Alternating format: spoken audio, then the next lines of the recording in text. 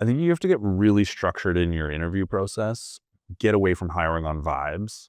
Vibe hiring is like, you know, that candidate meets a bunch of people. Those people ask whatever questions come top of mind. And every single time they ask the candidate about their career history. So they've now repeated it 4 times, which is basically a waste of time. So get like really structured and methodical. Like interview one is X. So like at Shopify, it is the life story interview. It's like a very like specific Shopify thing. Then interview two is Y, and then it's Z.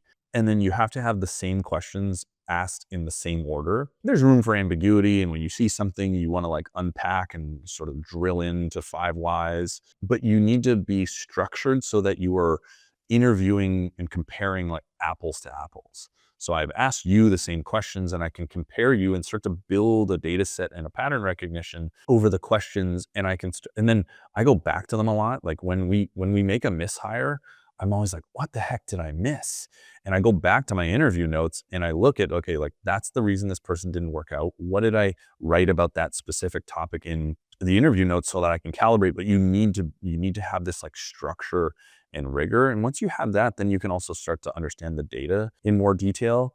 You know, what of these scorecard criteria are most highly correlated to in-role success?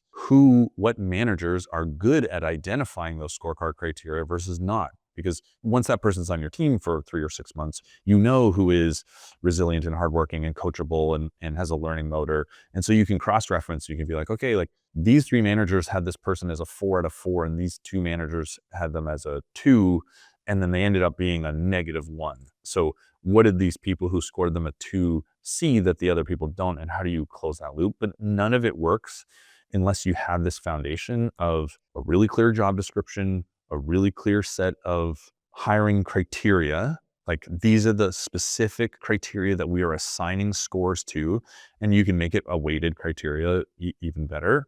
And then the same questions in the same order across the same sets of interviews. And then you can divide and conquer. You can be like, okay, Brandon is going to assess for this, Kyle's going to assess for this, Danielle's going to assess for this.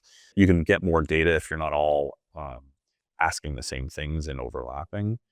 Some overlap is good because then you can triangulate, but you want to avoid it as much as possible. So I would say that's like the best starting point.